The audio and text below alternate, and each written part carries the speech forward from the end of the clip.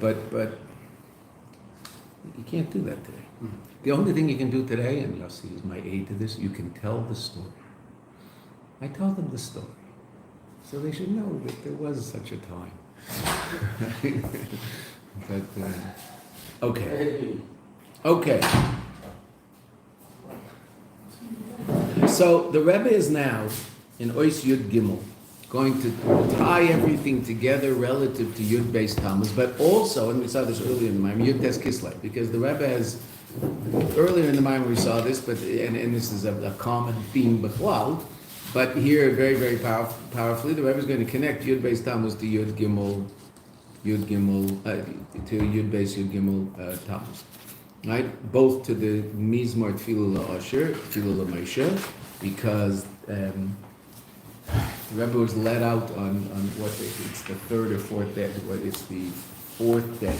If you divide Tehillim up into weeks as opposed to months, so then the fourth day of the week, Tfilah La'Moshe, that's when the Frierdiker Rebbe got out. That was Yud Gimel Tammuz. So the Rebbe connects those two to Yud Tes Kislev. Obviously, the Rebbe was saying that. Right? So. Okay, so we said two things. We said there are two different aspects of the inyan of Tefillah L'Moshe Dafka, and this is the Nakuda and the Haskalah of the Maimon. Now we're going to see, to a certain extent, I mean, it's still based on the Haskalah, but a lot of the Avodah of it also. That Tefillah L'Moshe, why Dafka Tefillah, if it's coming from Moshe, Ois Vav and Zayin taught us, Tefillah mitzad de Lamata, mitzad Malchus. Mitzad de Lamata, if the Lamata has to be, the lower level has to be a Kli for the Gilui, and that comes through the Avodah from below, and that's why it's Dafka Tefillah and not Torah. Right? That's what the Rebbe said in Vav and Zayin. Right? And that's a point that's brought in Chassidus everywhere, right? And you know, when it comes to Avodah, on ourselves, how do you change? No one can change you. The only person who can bring about change in your life is you, right? People can inspire you to change, for sure. That's a makif. That's our survey, right? That's an imposition of an or milamayla. But that might bring about a temporary change, right? Classic example is Rosh Hashanah and Yom Kippur. Right? We all change. Rosh Hashanah and Yom Kippur. We're all more connected to what we honestly believe is true, and we're a little more serious about it. That doesn't mean we have a frown on our face. Serious doesn't mean we have to look unhappy. Serious means that we're very, very focused on something. And in Rosh Hashanah, we're probably not interested in talking about certain things or thinking about certain things because we're focused on something much, much holier. Yom Kippur certainly, okay. And when those days disappear, and hopefully we can bring it into Sukkot, when those days disappear, so my Aveda now is to bring that into my Pneumius with all my work from below. The revelation from above happened. Now I have to bring it into me, and that's the Aveda from below, and that's the Aveda of the whole year. Right? And where did we see it? We saw it in, oh my goodness, Leisa Meshakela. In Leisa Meshakela, so the Rebbe brings the mimer from the Frierdiker Rebbe in I believe it's the Rosh Hashanah Tafshin Gimel, where the Frierdiker Rebbe talks about the fact that there's a hazoza milamayla. Hazoza means to cause to move. We're shaken up milamayla. What's that? Or is a rule at tzaddik? Right? What happens? Rosh Hashanah and Yom Kippur. And the Rebbe says this happens in Avodah, b'derech kol b'tchilas Avodah, the beginning of the Avodah. In other words, the beginning of the year. Rosh Hashanah and Yom Kippur, what happens? The Eibster shakes us up. And what's that? What's the mushal used? The Eibster impregnates us with love and fear. And then we have to bring that pregnation to a birth. It's an amazing image. Right? So we're impregnated with love and fear at the beginning of every year. But without our Aveda, so then we don't give birth to love and fear, right?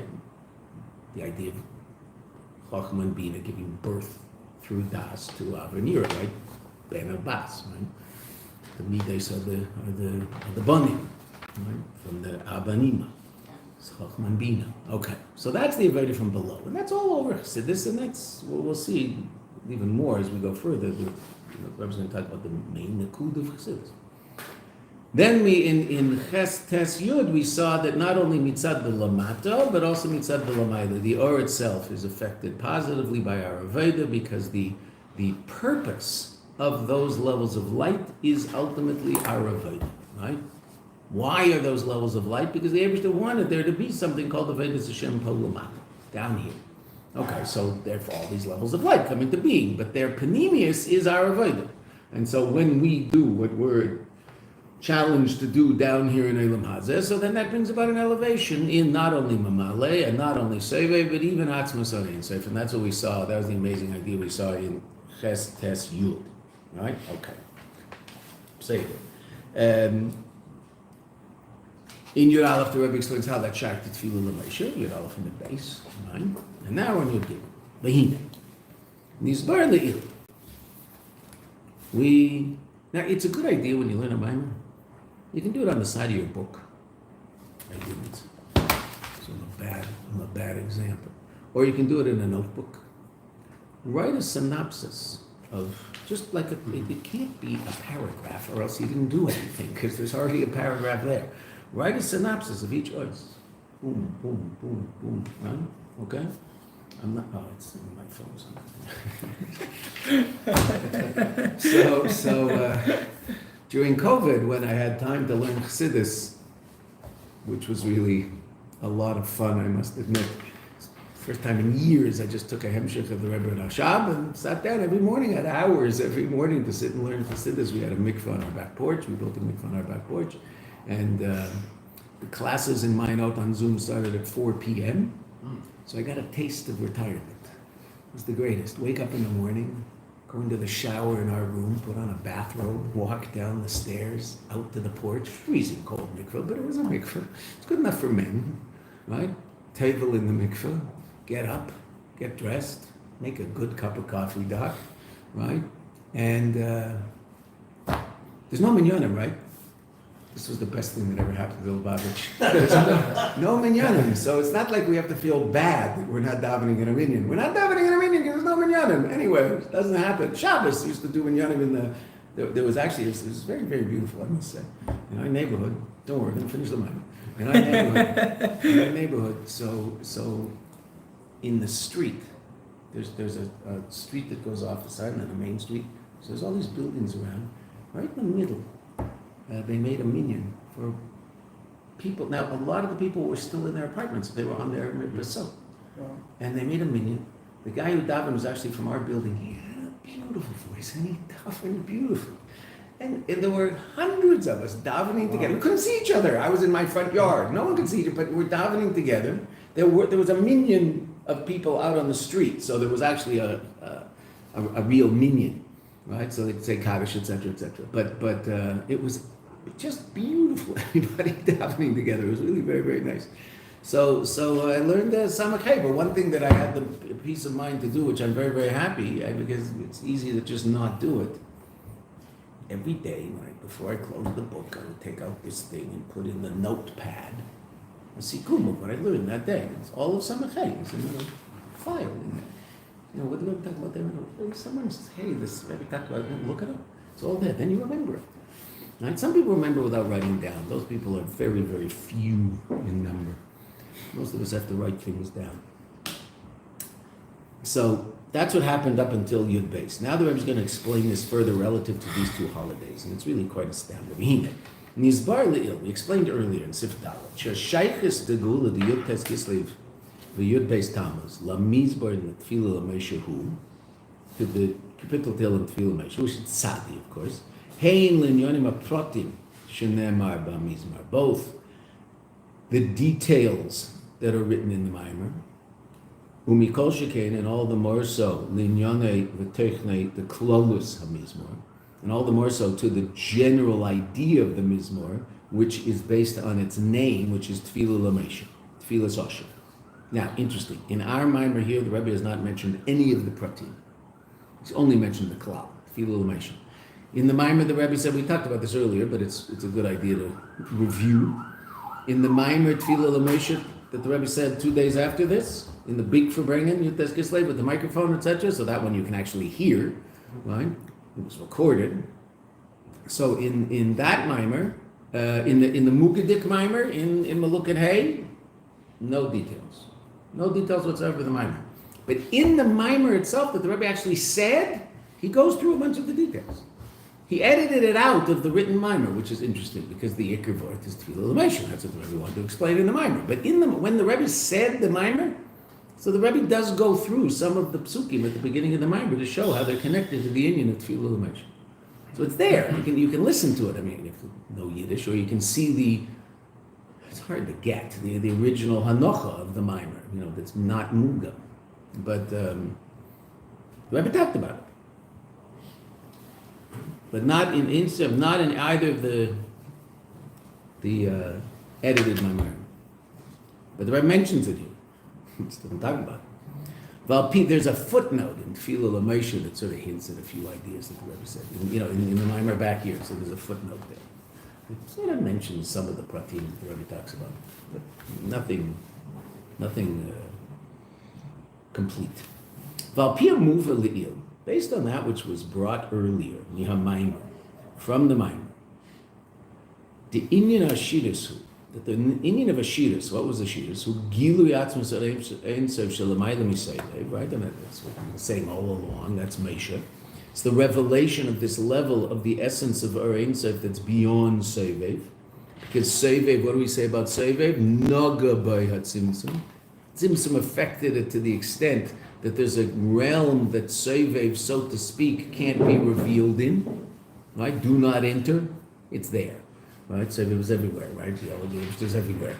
Right? But he's not revealed. Sevev is not revealed. And if Sevev were to be revealed completely in this world, and this is going to be what we're going to talk about today, if Sevev were to be revealed in this world completely, what would happen to the world?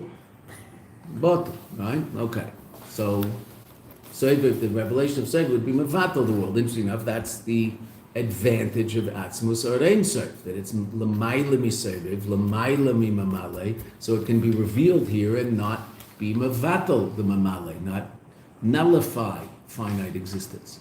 Okay. And we're going to see that very, very clearly in what the Rebbe teaches us today. Valpia muva le'il me'amaymer de inyan Chassidus hu gilu yatzos ein sh'mayla mi Sevev, v'hashaychus, and the relevance to Tfilas Osher, and the relevance of Tfilas Osher, Medina Ploinis Gozer Shetibane, right? That's what the Osher says, and the three people in the Medrash who go to the king. So the third one goes to the king and says, I'm not asking for anything for myself.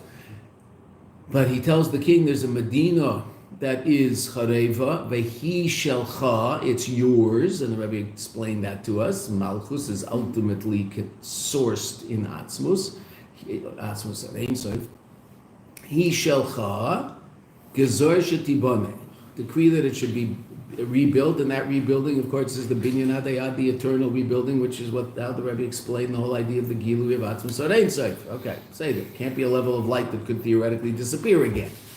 Okay, so all that,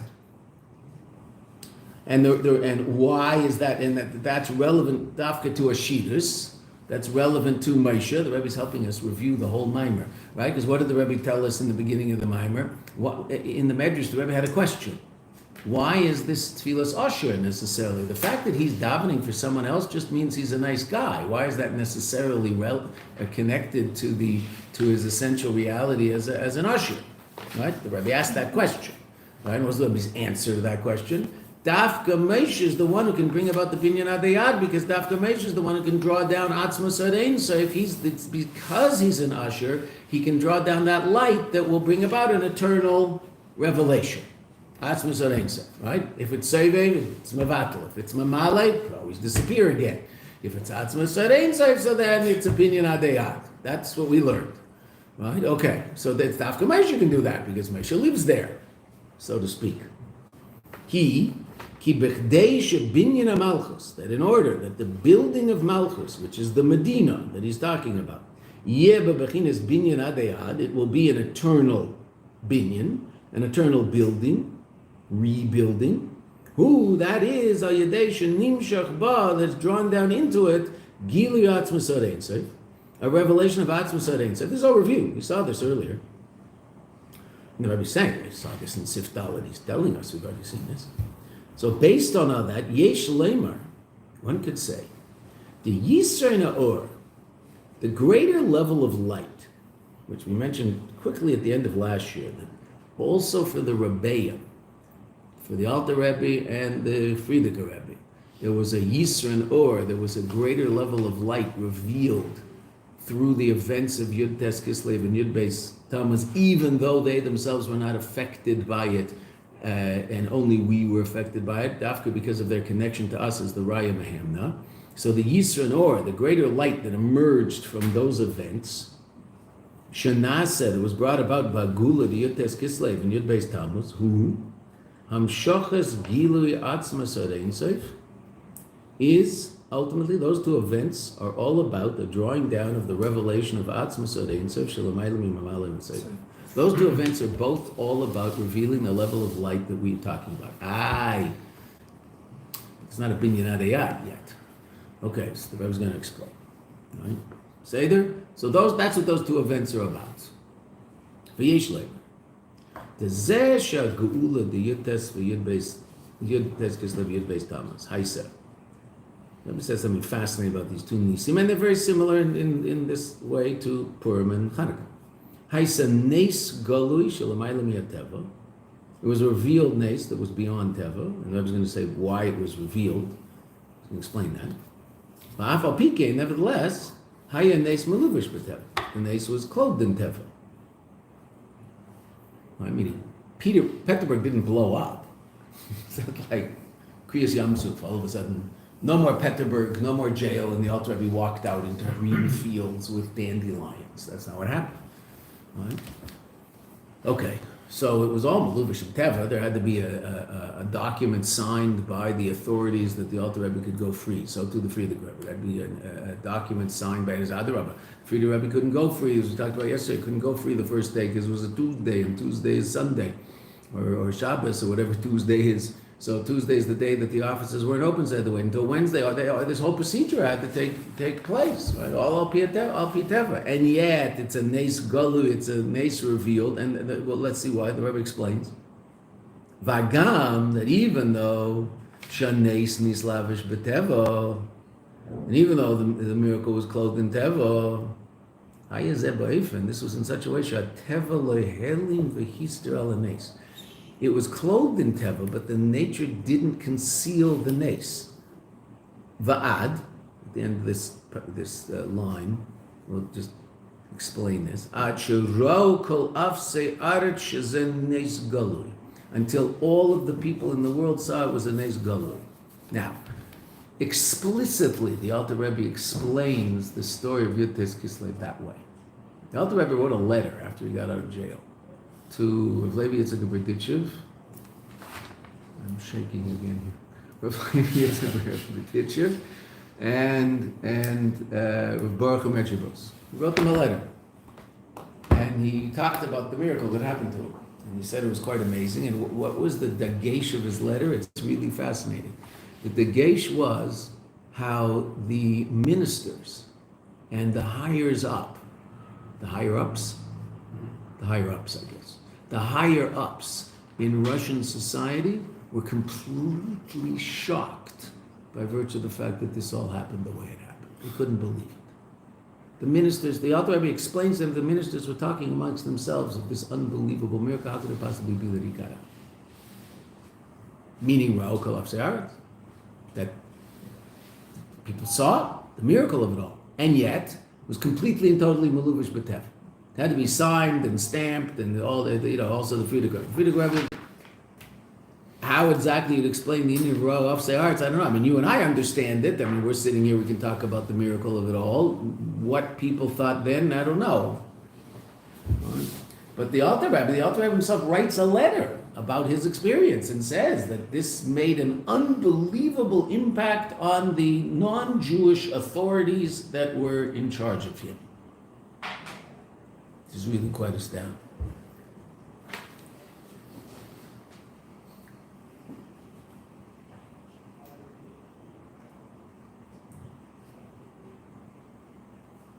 Ki shoresh hateva. Now the Rebbe is going to explain what's so unique about these two miracles. Ki shoresh hateva, the source of teva, and this is something we probably all know, And the home address of this discussion in the most complete way would be the Adaita Moskva of the Rebbe Shav from Tafresh Nun Zion, right? That mimer, which is a mimer that in this class, in the course of the year, we always learn at some point, right? But that's the mimer that talks about the Achdus, the unity of the Kodesh Baruch Hu, Ki Havaya Hu Elokim, right? That Shem Yud Kei and Vav Kei and Shem Elokim are one and the same. But for the first 2.5 pages, the Rebbe asks a question and explains the question very, very clearly and very, very, very completely, and by explaining the difference between Shem Elokim and Shem Havaya. That Shem Elokim is the source of finite reality, Keili. Shem Havaya is the source of Or, infinite reality. So how can they possibly be the same? How can you possibly say Ki Havaya Hu Elokim? Two completely different states of godly reality. Okay, but what's Elokim? Ki Shoresh HaTeva Hu Mishem Elokim. And the word Elokim is Gematria Teva. Mamale, sorry, Mamale. The Shoresh HaNisim, and the source of miracles, Mishem Havaya, Soivev. It is Mitzrayim. Shmi Havaya, there hasn't been a revelation of Shem Havaya yet. Right? The complete and total obliteration of natural reality through the 10 Makkos, etc. Para understood the idea of Elokim. It should be a deity that runs the world. That's not something new to him.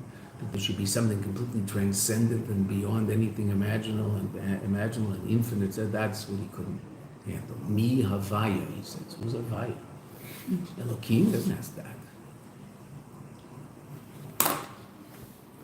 Mamale Shorish Nisim. I'm sorry, Mamale. Shorish Nisim Hu Mishem Havaya Sevi.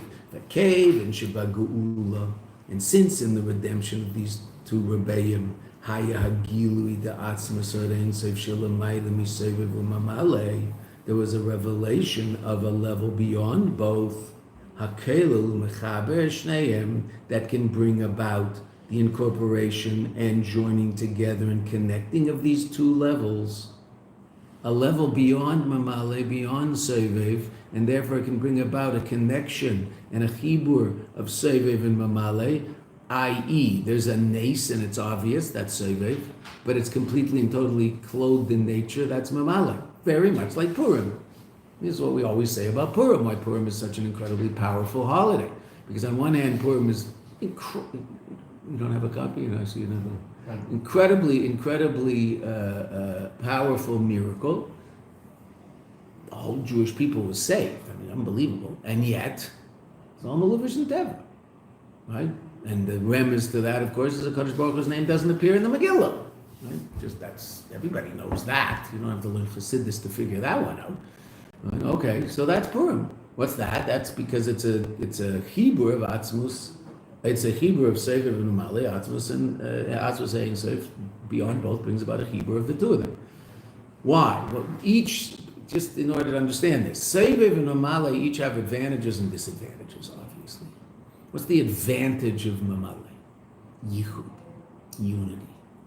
Because godliness and Or and Kli, in the state of Tikkun, obviously, not when the Kli is broken. But Or and Kli come into a state of unity. Right? But what's the disadvantage? Concealment. Right? What's the advantage of Sevev? Revelation, infinite revelation. Right? But what would Sevev bring about were it to be revealed in this world? Bittul. So the advantage of Sevev is Bittul. There's nothing, just Ein Novada, that's Sevev. But the disadvantage is it can't be revealed down here. Right? Whereas Mamale, the advantage is a state of yichud, that down here godliness can be revealed. The disadvantage, of course, is that it's limited and it's also can be hidden, concealed by this state. Okay, what if I were to bring about a synthesis of those two states? Infinite godly reality would be revealed down here in the Kli. Well, there are miracles that are a revelation of Sevev. But what do? They're Mavatal the Kli. There is no kli. That's the 10 makas. Just complete and total obliteration of physical reality. Right? Obliteration of nature. Right? Then there's nisim that are ultimately, in terms of their revealed state, they're lower because they're not so obvious. But in terms of their shorish, they're higher because they allow for God to be revealed within the context of nature. The miracle happens, it's clothed in nature and doesn't obliterate nature, but is clothed in nature. Therefore, it's coming ultimately from a level beyond Sevev, because were it to be a revelation of Sevev, it would completely nullify and obliterate the reality of nature. The fact that this miracle, this godly reality, especially when it's evident to all, right? I can't imagine anybody was around in the time of Purim after the story of Purim that didn't say, wow, that was pretty amazing. And what does it say in the Megillah itself happened afterwards? Mityahadim, a lot of people who had converted to Judaism. They said, whoa, he's Yidden, there's something else. Right? Okay. So nature was there in all its glory, so to speak, but it was a kli for the revelation of Elokus. That the Rebbe says, skillfully. Same thing. Mitzad echad, everything had to happen in a natural way with all the procedures necessary for a government to let someone out of jail.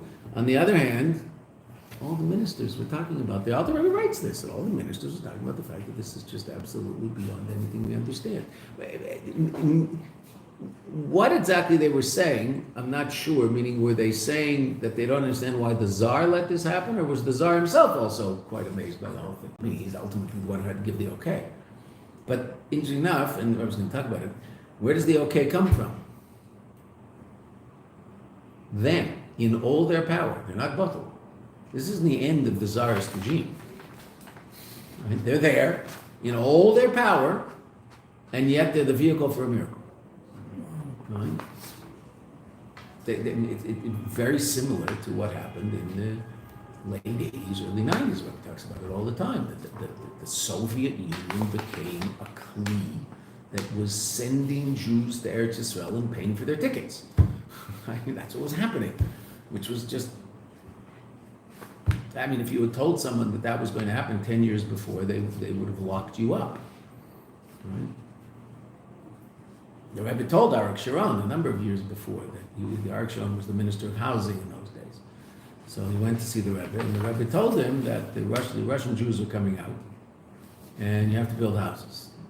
There's going to be hundreds and hundreds of thousands of Russian Jews. You have to build houses. So he went back to the cabinet and told them this. No one believed him, and they didn't do it. Somehow, I don't know how. I mean, I was here watching it, but I don't know. It just happened.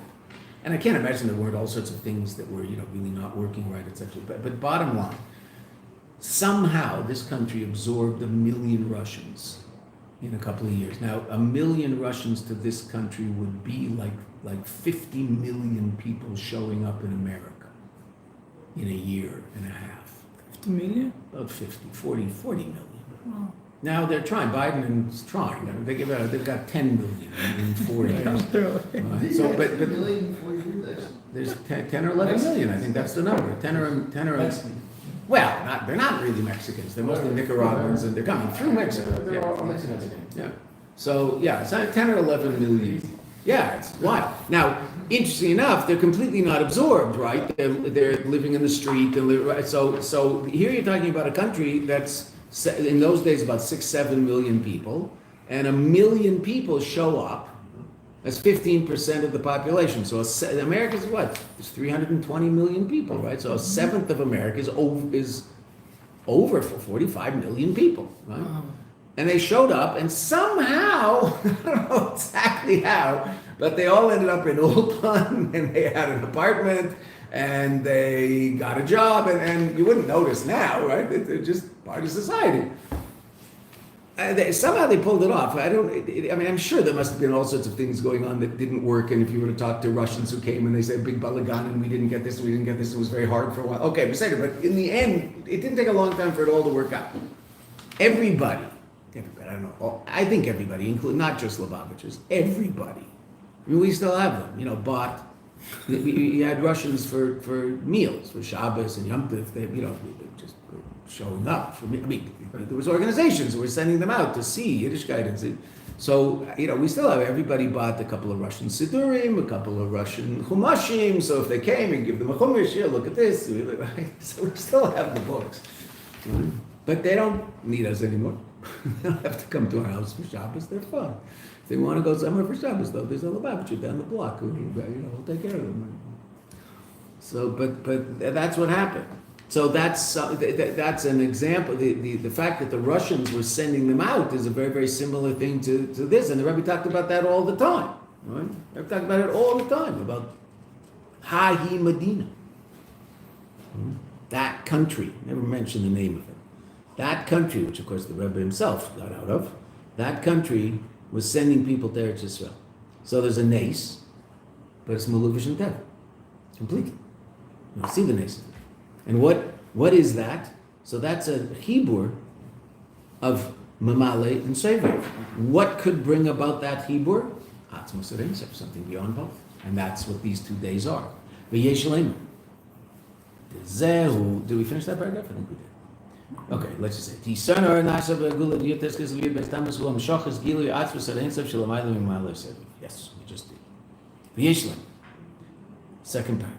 Zeu shagula diyotes kislev yibes tammuz haisen nes galu shelamayla mi'ateva was a revealed miracle that was beyond teva.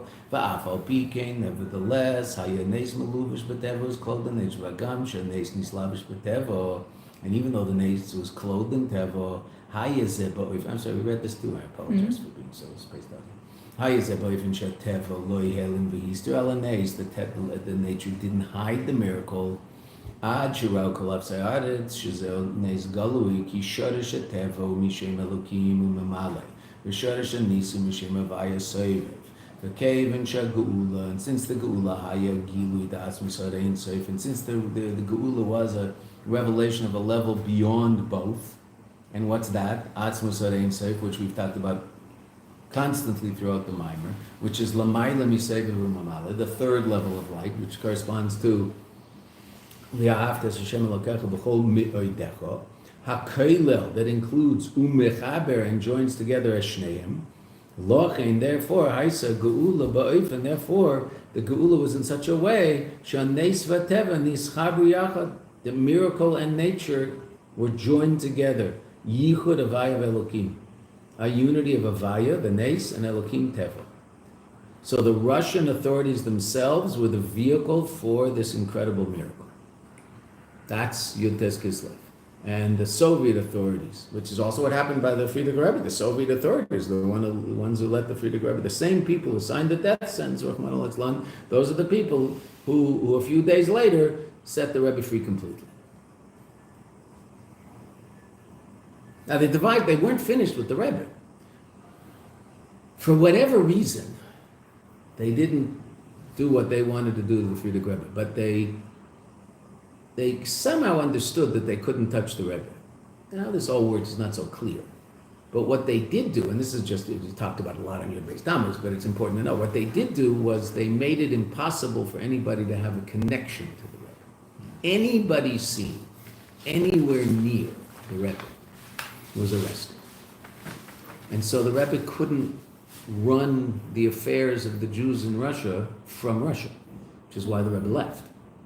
Because as long as he was in Russia, anytime he was involved in anything, they left him alone. But the people people had to talk to the Rebbe. The Rebbe was running the show, right? So they had to come and talk to the Rebbe and get guidance in terms of what should happen and regarding this school, that school. We talked about a lot in your base Tammuz. The Rebbe set up. It's all written. Everything had to be written down because the Rebbe got a tremendous amount of money from the Joint in America, which was an American stucco organization, and they were giving the Rebbe a lot of money to run schools in Russia. So the Rebbe wrote down everything. Frierdiker wrote down everything because he had to account for the money he was spending. Hundreds of schools. I mean, it's hundreds of schools were being run by the Frierdiker Rebbe in Russia, and that's why they wanted to do away with it. Right? And it's all written down. It's now. You can now see. I've never seen it, but I mean, you can. It's seeable because all these files which were under lock and key under the Soviets, so now they've been opened up, and so people have seen these files. Hundreds of schools the Rebbe was in charge of.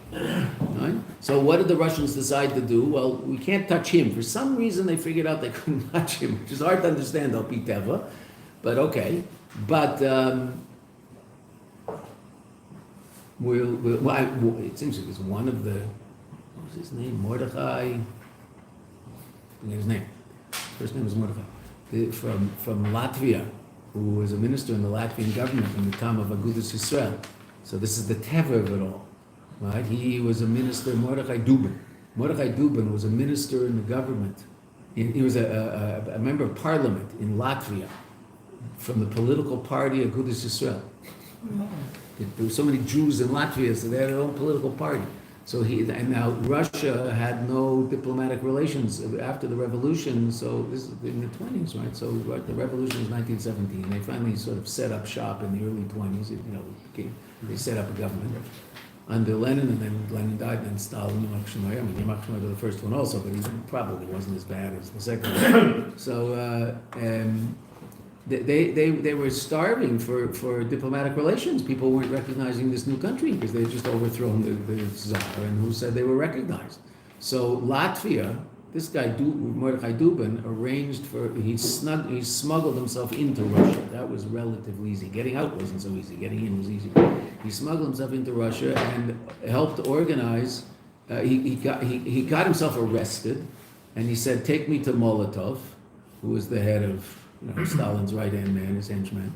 So I think he was the foreign minister or something. No, he was something like that. He had a big position, but he was, serious Russia. So they took him to Molotov because he told them who he was, and he told Molotov, if you let the Frierdiker Rebbe go, then Latvia will recognize Russia, and that happened. Right? So there was this intrigue al pi teva going on. And yet the authorities who arrested the Rebbe are the same authorities who ended up freeing him, even though they didn't make life easy, and that's why the Rebbe left. The Rebbe realized he could not run Lubavitch. Well, it's interesting, just as an aside, this is an important point. That's where you see more clearly than any other time where the Frierdiker Rebbe became the leader of Jewry as a whole, as opposed to Lubavitch.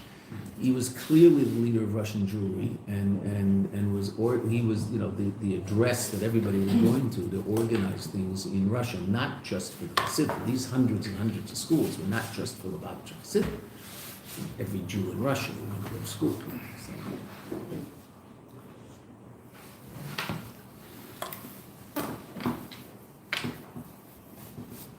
So Yesh Lemer.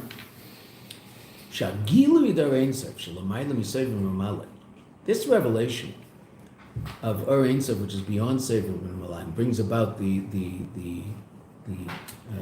Hebur of the two. Bahachibur the Nes, Shesharsha Miseviv, V'teva, Shesharsha Mamale, by bringing the joining together of miracle, which is sourced in Seviv, Shem Avaya, revelation, and Teva, which is sourced in Mamale, limited reality. It's that it's felt in them a reality beyond both. Shal Yedeze, as a result of this, which we just talked about. Aval. Zesha Teva Atzm, that which nature itself, Haya Az Ba'if, was in such a way, Shaloi Helim Behister Alanes, there was still nature. Nature wasn't in any way, shape, or form affected by these events. It was working in the way it always works. And that means it was working in an oifen of concealment. That's how nature works. Right? But at that point, nature did not hide the miracle of the events. As we said earlier, the Alter Rebbe said everybody understood that an Nes had happened. Va'ad, to such an extent, Shegama Menagdim, even the opposition, Shenishara as B'tokfam, is what we've been talking about, that stayed in all their power. They didn't lose their power. In no way, shape, or form did the Tsar and the Russian authorities lose their power at this point. But right? And in no way, shape, or form did the Soviets lose their power with the Frierdiker. In no way, shape, or form. They were in there. Matter of fact, the Soviet power grew That being said, Mikol Makim, Huchrachu l'sayeh, they were forced to help. Va'al Yedeya Tekiv Shelhem, and their help was an expression of their power. Why could they help? Because they were so powerful, they could help. In other words, the same people who put the Alter Rebbe in jail, those same people were so powerful that they could take him out of jail. Oh, and they did. So they used that power for something positive, as opposed to before they were using that power for something negative. So their power itself was completely transformed. Bahashichra vagula, they ended up assisting and causing, al piteva, the release and the redemption. Hu al yedei, what does this mean? It's all our maimon. Al yedei shah malchus atzma. In malchus itself, because they're the expression of malchus. They're the expression of spheres of malchus. What's malchus? Malchus is that aspect of elokus that allows for the existence of something that you and I call teva, and that means it also allows for the existence of concealment, and it allows for the existence of what's called the le'umazeh, the other side, the sitra achra, negative reality, so to speak, ungodly reality. That's malchus. And yet here was malchus, that which is the source of the power of that level in elokus, which allows for Klippa to be all powerful and run the country and imprison holy men. That same power, malchus, they derive their power from malchus, and they use that power for something unbelievably positive, for geula. The Alter Rebbe in the Frierdiker. Hu al yidei malchus atzma, shorish nivroim, which is the source of created reality, nizgala shorish amiti. What was revealed in malchus? That it's also just elokus. That what are these beings? These people are also just pawns in the hands of the Eibishter to bring about the ultimate desire of the Eibishter. That's who they are, ultimately. Based on this, it's understood even more. Hakesher v'ashaychus, the relevance and the connection and the relevance, the geula of Yutes Kislev and Yud Tammuz, la mizbar tefillah l'meisha, tefillas osher. The Inyan tefillas osher, who Medina Planis. What's tefillas osher? There's a Medina Planis, and it's broken. Gezor shetiboneh. What does that mean? Hamshachas gilu asmas arein seif b'malchus. Bring about a revelation of the most powerful godly force in Malchus. And that's the story of Yud Tammuz and Yud Kislev. That the forces of evil themselves become forces of Geula. It's really just the way the rabbis look at it, it's just absolutely astounding. But that's the panemius of those stories. That's why is Yud Kislev Rosh Hashanah l'Chassidus? Why is it such an important event? Well, we're going to see, but I mean, what's Chassidus all about? What the Rebbe's going to explain it. Let's go further, because the Rebbe's going to explain it. You don't need me to explain it. He'll do a better job. There's not a full page on the next page, so we'll do very well.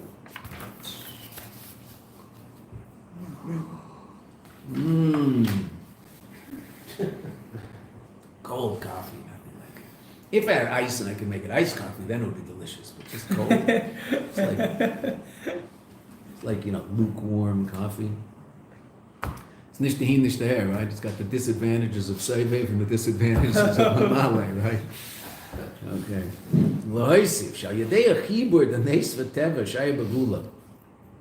It's really quite astounding to how the Rebbe looks at the world through eyes of elokus, and sees the elokus in events that happen in the context of everyday reality. And it's always amazing. This is a reason why when you learn the Rebbe's Torah, don't just learn Maimarim and Sichos. You should also learn them. When I say Sichos, I mean usually that means Lakutei Sichos. Those are all edited. Do yourself a favor. Take Toras Menachem, right? Which is, what's Toras Menachem? Toras Menachem is just the writing down, basically, of what the Rebbe said in Farbrengens. So you're Farbrengen with the Rebbe. What do you notice at the beginning, especially in the Mems and Mills? What do you notice at the beginning of every Farbrengen? The Rebbe will spend the beginning of the Farbrengen explaining how this moment in time is the most special moment that's ever been, based on the Parsha, the day of the month, whatever. The Rebbe will take all sorts of interesting ideas and explain to you how we are in such an unbelievably auspicious moment as we are sitting here together. Okay. So the Rebbe is saying that to say a nice shtickle Torah, to make everybody feel good? No. The Rebbe is explaining to us how the eyes of Elokus see the world. What's happening right now? So, I mean, if we could live this way, this would really be quite something, right? But right now is the most special moment that has ever existed in the history of humankind, because that's the moment we're living in. Now, the Rebbe would explain to you, Al Pi Seichel, why it is. This is Parshas Devarim, and it's, the Vav. Vav? It'll be Vav by the time we get to Shabbos, probably something like that. It's Vav Zayin? No, Vav. It's Vav Menachem Av, and what our daughter Chani's birthday. Right, and it's such that everything special about that day. That's because that's really how the Rebbe sees it, and it's just so important to appreciate that and somehow draw from that to see reality in a certain way. So the other Rebbe looking at these two events, which are obviously very, very important events, and there's obviously a spiritual aspect of the event. But the Rebbe is saying that these two events are mini geulas. Right? These two events are Mashiach in a microcosmic way, and Mashiach is just going to be this relative to everything. The same thing happening. The revelation of Atzmas Arein. Just go a little further. Loisiv shayidei chibur deneis v'teva shayi bagula. If you didn't expect this, you we're forgetting who you're dealing with. Nitan hakayach, by virtue of this unity of Teva and Nes, Nitan hakayach, it's given the power to all those who walk in the path shel bala geula, of the bala geula, Friedrich Rebbe, meaning his Chassidim, she'emuna shelamayla miyaseichel, Nes, emuna which is beyond seichel, which is the Nes. Tum shach gam b'seichel will be drawn down into seichel. Teva, that's one thing. And Seva will be brought into Mamale, but what's that? Emuna will be brought into seichel. And the Rebbe says one other. Usha ha-seichel lo yalim v'yaster ala emuna. And that the seichel won't conceal the emuna. Because it might be what will happen to me. It might be that I understand that ultimately there's things that are beyond intellect. And then I bring that level into intellect. And what does it become for me now? Intellect. No. Rebbe says, no, don't allow intellect to hide the emuna of it. It's still elokus, even though it now resonates in your intellect. Your intellect can understand it. That doesn't mean you're not understanding an idea that's mamash elokus. The Rebbe just said, what, in those 3 lines? That is Chassidus Chabad, what the Rebbe just said. Chassidus Chabad is not intellect. Chochmah Bina Das, intellect. But that's not what Chassidus Chabad is all about. What's it about? Emunah.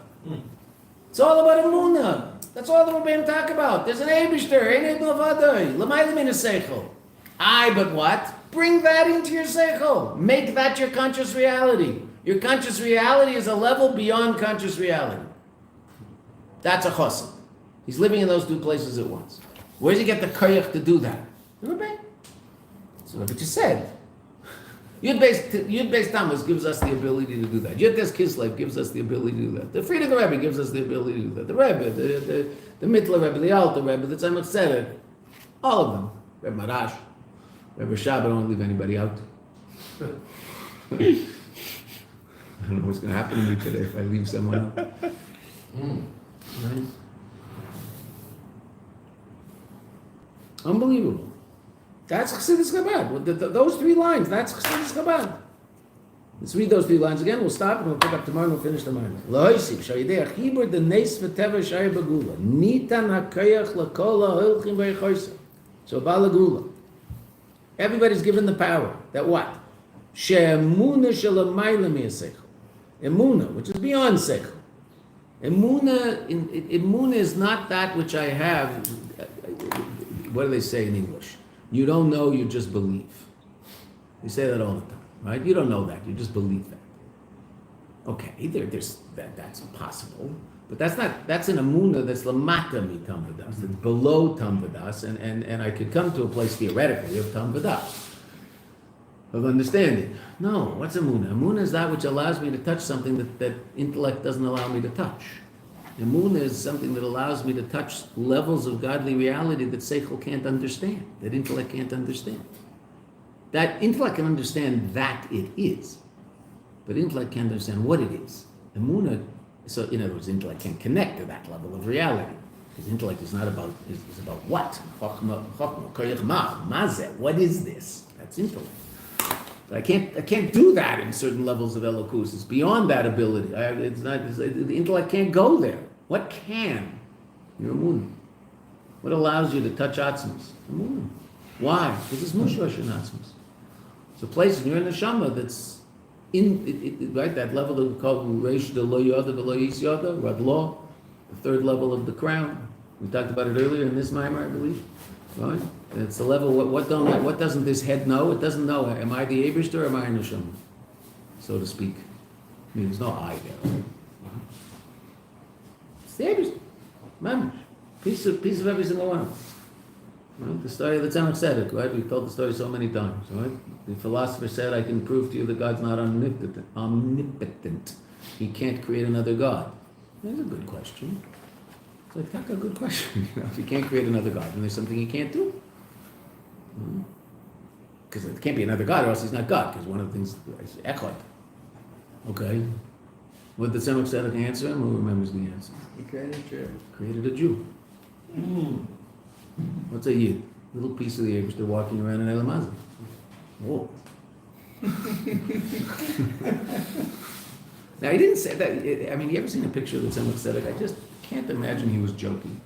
It just wasn't the guy. No, I don't think he's, no. Pass the beer, you'll tell the joke. It wasn't, I think was serious. Okay, so that's a Yid. So we have the Chabad is all about bringing L'mayla mitam v'das into tam v'das. Taking that which is beyond intellect into intellect. Well, how do you have a gisha to that? How do you have an approach to that? It was revealed to people, right? Not in Torah, it's called Kabbalah, right? I mean, this isn't Kabbalah, but many of the ideas are based on Kabbalistic ideas. So Kabbalah, by definition, means something received. It's not something I would know myself. I can't possibly figure out that there's 10 spheres. I can't figure that out intellectually. The information was just given to us. Right? Okay, so there's information given to people throughout history. And they teach us that information. So now our intellect can encounter something that's beyond intellect and bring it into our intellect. But the Rebbe says an amazing thing. That it shouldn't become intellect, it's still emunah. It has to stay emunah, it has to stay a completely pure, unadulterated connection to the Eibishter. And Seichel shouldn't hide that. And Seichel can hide that very easily. So it just becomes an intellectual exercise. So this is interesting. It's very interesting. But it's really the Eibishter. Okay, finish the Mayanot tomorrow. Thank you. Thank you, Rabbi. Thank you very much. I will try to show up on time. Again, the camera stopped. I guess, I don't know. Is there Wi-Fi in here? Maybe there's just not enough juice in here.